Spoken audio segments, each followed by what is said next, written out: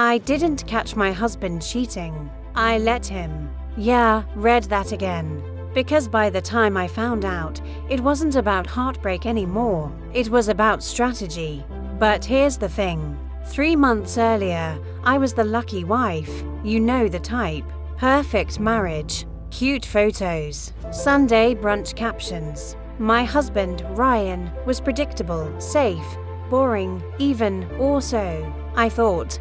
Grandma always said the quietest storms drown the deepest. I should have listened. Anyway, if you're into real stories like this, hit subscribe. Because trust me, this one gets messy. So Ryan and I had been married for 5 years. No kids, good jobs, stable life. He worked in finance. I handled marketing.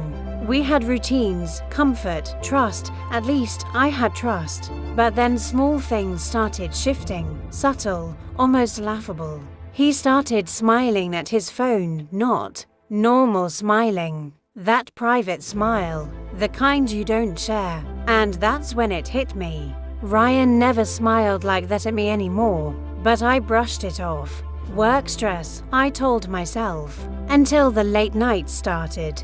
Then the gym, suddenly 5 times a week. New clothes, new cologne. Grandma always said if a man changes overnight, someone else is waking him up. Yeah, that line stayed in my head longer than I'd like to admit. I should have confronted him.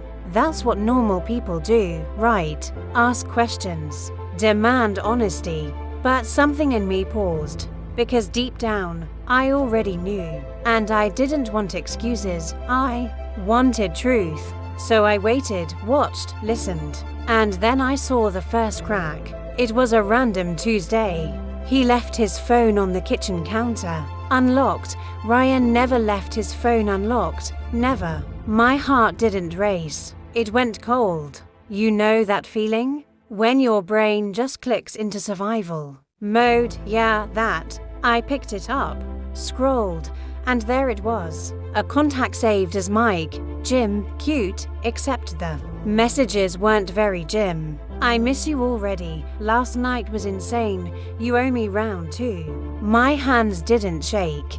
They steadied. Because now it was real. Her name wasn't Mike. Her name was Lena. And judging by the texts, she knew exactly who I was. Does your wife suspect anything? She asked. And Ryan replied, she's clueless. Clueless, that word echoed, loud, sharp, permanent. Grandma always said never interrupt someone while they're exposing themselves. So I didn't. I put the phone down, smiled when he got home, kissed him goodnight, and started planning. Now here's where most people mess up.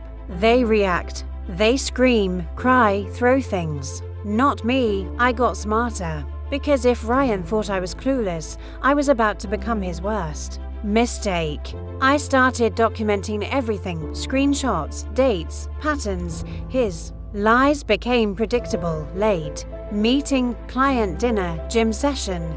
Every excuse matched. Lena, it was almost embarrassing how sloppy he was. But here's the twist. Lena wasn't just some random girl. She worked at his office. Same building. Different department, which meant this wasn't just cheating. This was a workplace scandal waiting to happen. And that's when it hit me. I didn't just have emotional leverage. I had professional leverage.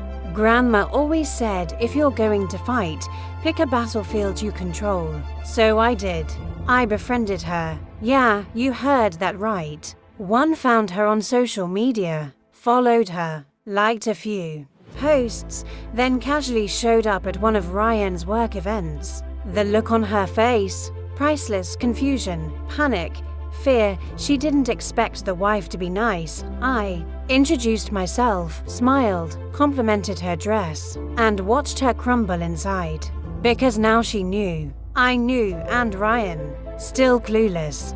The next phase wasn't revenge. It was pressure, slow, controlled, suffocating pressure. I started appearing more often. Office gatherings, networking events, always smiling, always polite, always watching. Lena started pulling away from Ryan. I could see it. Her texts became colder, shorter, more distant. And Ryan, he panicked. Suddenly, he was trying harder. More gifts, more lies. Desperation is loud if you know how to hear it. Grandma always said when a liar starts begging, the truth is already winning. And I was winning. But I wasn't done. Not even close. I needed one final move. Something clean. Something undeniable. Something public. So I waited for the perfect moment. And it came. Our anniversary. 5 years. Ryan planned a dinner. Invited friends, colleagues, even Lena. Yeah, he invited her. That's how confident he was. That's how stupid he was. And that's when I knew. This would be the night everything burns. Dinner was perfect. To perfect, laughing, toasts, memories. Ryan played the loving husband flawlessly. If I didn't know better, I would have believed him. But here's the thing. I had receipts. Every message, every lie, every moment saved, organized, ready. Halfway through dessert, I stood up, tapped my glass, smiled. I just want to share something special, I said. Ryan beamed. Lena froze. And then I connected my phone to the screen behind us. Yeah, big screen. No escape. The first message appeared. I miss you already. Silence. Then another. Faces. Changed. Confusion turned into realization. Ryan's smile died. Clueless. Remember. I said softly. You could hear a pin drop.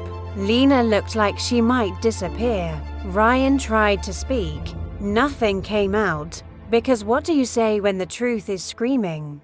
Grandma always said if you expose a snake, don't be surprised when it can't speak. I didn't yell, didn't cry.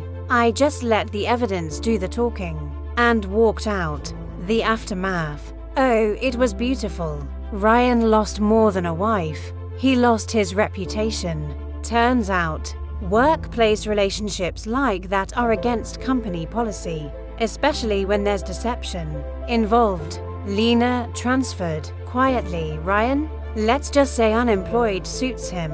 And me, I slept peacefully for the first time in months. Because closure doesn't come from apologies. It comes from clarity and consequences.